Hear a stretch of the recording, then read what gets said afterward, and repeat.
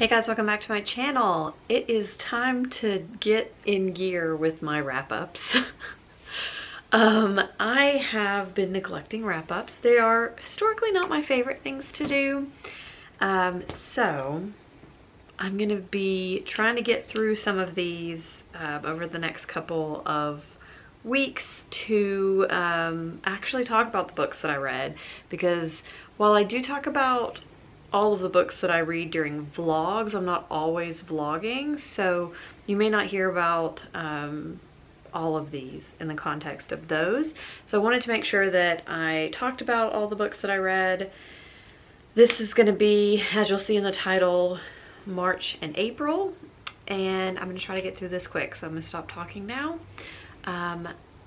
Happy to have you guys here, and if you are new, I would love for you to subscribe. And yeah, let's jump into the books that I read in March 1st, and then all right, the first book that I read was Goliath, which is a sci-fi book, a kind of near future sci-fi book where the earth has become nearly uninhabitable and people have started moving to space. It's been quite a few years since people moved to space, and the people who are left behind are the people who are underprivileged, mostly people of color, and the wealthy and the white people are living in space and have all of the power and all of the resources. And this is a very raw and very dark book, but it also feels very real. So if you're looking for escapist sci-fi, this is absolutely not it.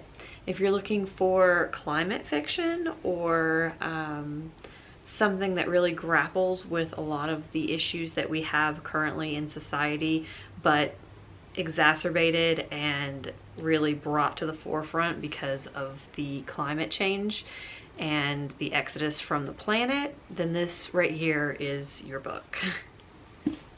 And then the next book that I read is Genderqueer, and this is a graphic novel that is all about Maya Kobabe. I'm not really actually sure how to pronounce their name, but this is about their kind of journey with their gender expression and coming to their current gender. And it's really a very interesting book, especially with the things that a teenager could go through as they're trying to figure themselves out. So this is a memoir, and it is definitely something that I think could be very eye-opening for people who have questions about gender expression, and it definitely could be very validating for somebody who is non-binary. So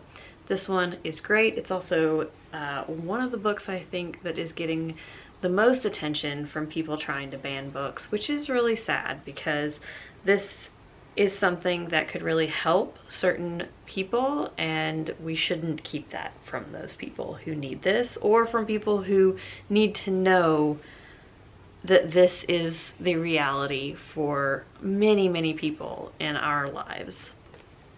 And then two more graphic novels, The Tea Dragon Festival and The Tea Dragon Tapestry. These are the next two, I think, graphic novels in the Tea Dragon Society series. They are absolutely beautiful, whimsical, lovely. I don't remember a ton about the plots, but I just know that these are things that make me feel really good, and I would go back to this series again and again just to be in this cute, adorable, accepting world. So these are lovely. And then March is when I really dove into Women's Prize for Fiction reading, and so I'm gonna touch briefly on the books from the Women's Prize that I read during March, but I also definitely want to point you to this video, which is where I talk about quite a few of the Women's Prize for Fiction books that I had read at that point. So I don't want to reiterate everything that I said in that video. The first one is The Bread the Devil Need. I don't know why I want to say Ned every time. By Lisa Allen Augustini, and this is a book set in Trinidad, and it's about a woman who is getting ready to turn 40. She's in an abusive relationship, and she is aware of that, but she's kind of unsure of her choices, doesn't know what to do about that. She sees a woman who is murdered by her partner right in broad daylight, and she thinks that could be me. And this is really about her grappling with what is her path forward in life. How can she make a better life for herself? It also is, it brings up a lot of things from her past. She is seeing people she hasn't seen for a long time, and it's bringing back up things from her past. This does have major trigger warnings for abuse as well as for child abuse, so know that. The next book from the Women's Prize that I read was The Island of Missing Trees by Elif Shafak, and I am one of the people who just thinks this is okay. I didn't think this book was fantastic. I was surprised when it didn't win the Women's Prize because I really thought it would. But this is about, it's really kind of multi-generational, but it's about a girl named Ada who is, like, she's doing a school project and she realizes she doesn't know a lot about her parents' past, and she's meeting her aunt that she has never really met because her parents have been estranged from their families. And then it also follows her parents' journey from childhood to kind of present, so it's like the two timelines converging a little bit. And it also has this narrator, which is a fig tree. So the parents are from the island of Cyprus. One is Greek and one is Turkish, and it really deals with the implications of that on their relationships, on their families, on the island. And it's really interesting as far as like the history of that was something I wasn't familiar with, so I thought that was great to learn about.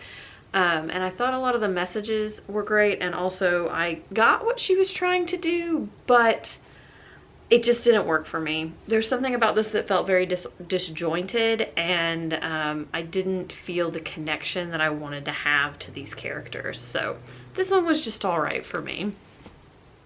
Now, another Women's Prize book that was more than all right for me is This One Sky Day, or Popisho, by Leonie Ross, which is fantastic. So this is a literary fantasy, I guess we're gonna say. It takes place on the island of Popisho over one day, and this day is a day leading up to what will be the marriage of some important people on the island.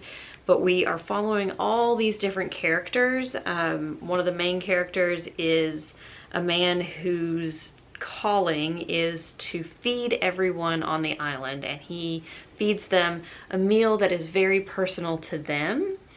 That part was beautiful, like the food writing, gorgeous, and that concept is so fantastic.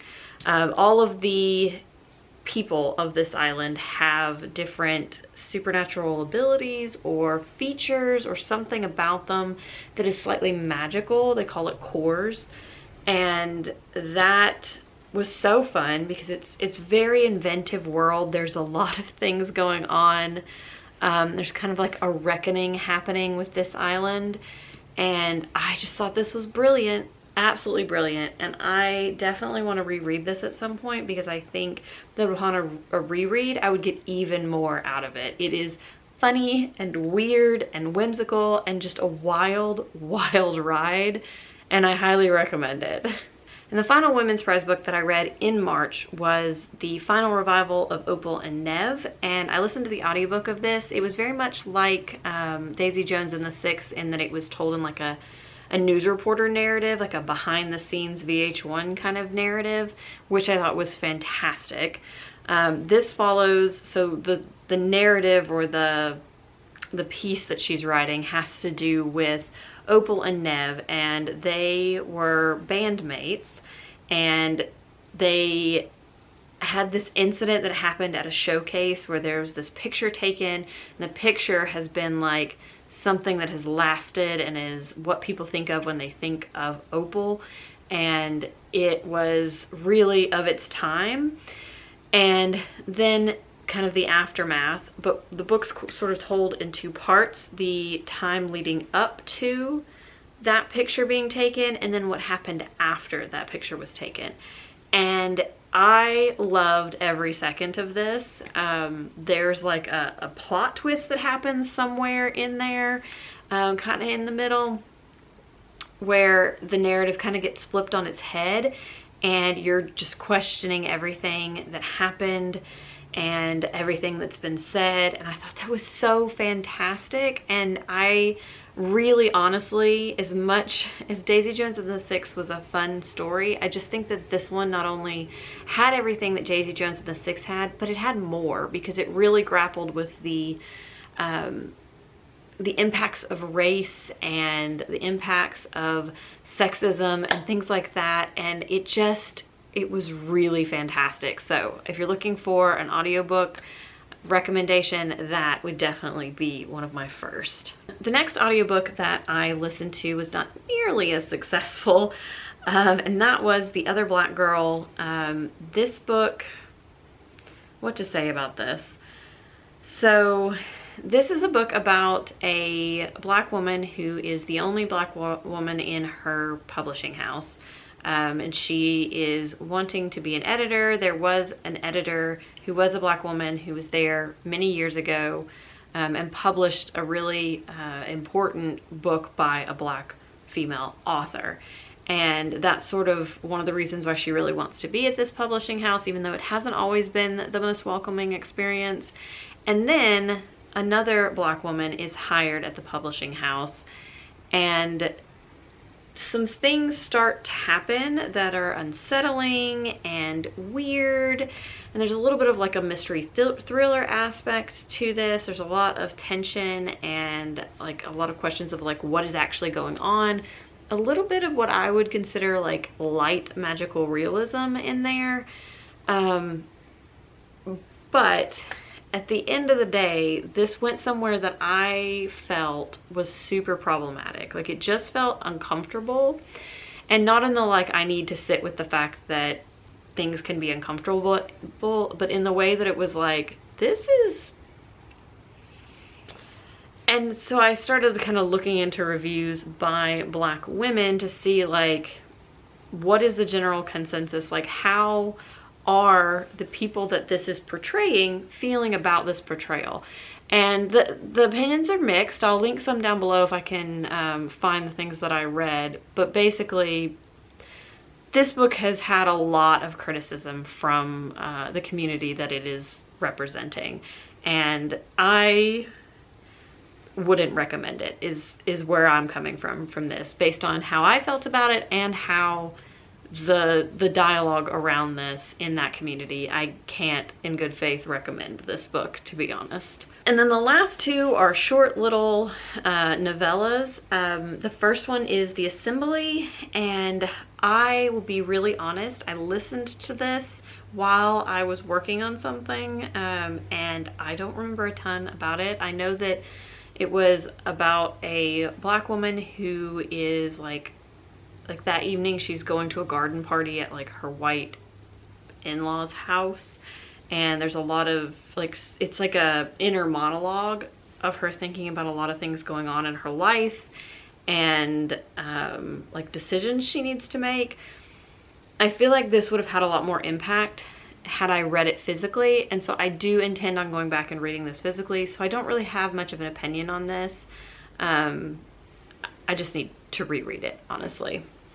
And then the last one is this little tiny short story, Galatea by Madeline Miller, and this is about Galatea, or I can't remember the name of the myth, but it's basically about the guy who's a sculptor who who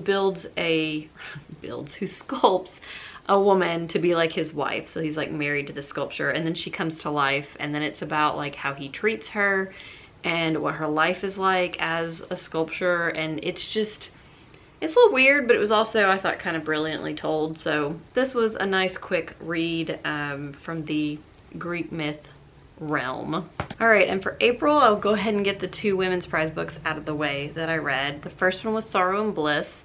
And this book, while I was listening to it initially, I was just like, I should DNF this. This is tedious and annoying. These people are insufferable. But by the end, I was like, this was brilliantly done.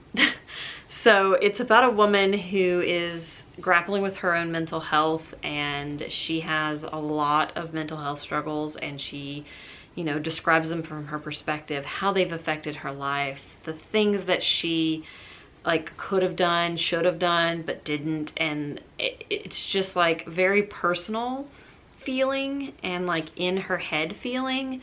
And then as the book progresses and we find out like what her, well, we don't ever actually find out the diagnosis because it's referred to as X throughout the book whenever it is referred to. So we don't actually know what she was diagnosed with, but you can kind of infer, and you find out some other history about that and about her family. And it is such an interesting book depicting mental health struggles, the prejudice towards mental health in our society, in family dynamics, all of that.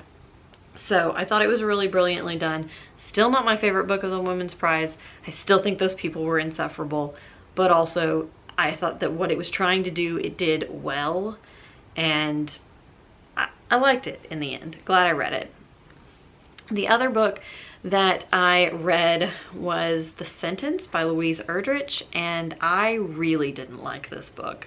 So I just thought it was all over the place, and it never really felt like it hit anything. This is about a woman who is an Indigenous woman. She works in a bookstore after having been released from prison for in the beginning it kind of tells what she did, which was that she transported a body across state lines, and the body had drugs on it, but she wasn't aware of it, and then she was framed.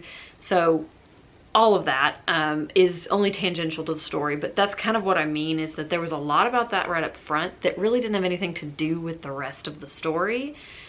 And it also talks about COVID in a very like everyday way, which is fine. I personally am not ready to read fictional stories about COVID, and I definitely didn't enjoy reading about fictional stories about COVID where they were talking about things I actually experienced, like toilet paper shortages. And yeah, it just, none of that felt very cohesive.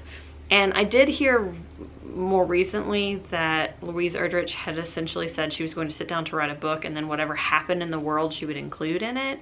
So she had a lot of material because she wrote it in 2020. And I see what she was trying to do, but it never came together for me, bottom line. I also read The Employees. This book is super weird. It's just a bunch of statements, like corporate statements after like something has happened. And essentially these sculptures are put on what I think was a spaceship as like a test to see how these people would react to it. And this is them like reacting to it. But I also think that some of these people are AI and some of them are like humans, and we don't know which ones are which. And maybe I have no idea what happened in this book. I feel like if you're looking for something weird, then give it a go. But I don't know who to recommend this to. And then we have quite a few lighter reads. I read Wicked Things Volume 1. This is by the same creator as Giant Days, and this felt very much like the goth character in Giant Days. It's not the same person, but the kinds of things she does are the kinds of things that I would expect. I'm blanking on her name. Esther, that I would expect Esther to do. So this was just fun. She basically is like a teen detective who gets framed for a murder and ends up in jail, but then like, because they're like, I don't think she really did it, they have her help with the department, and it is pure chaos, fun, hilarity, and I really enjoyed this. I hope that there are future volumes of this because this was quite fun.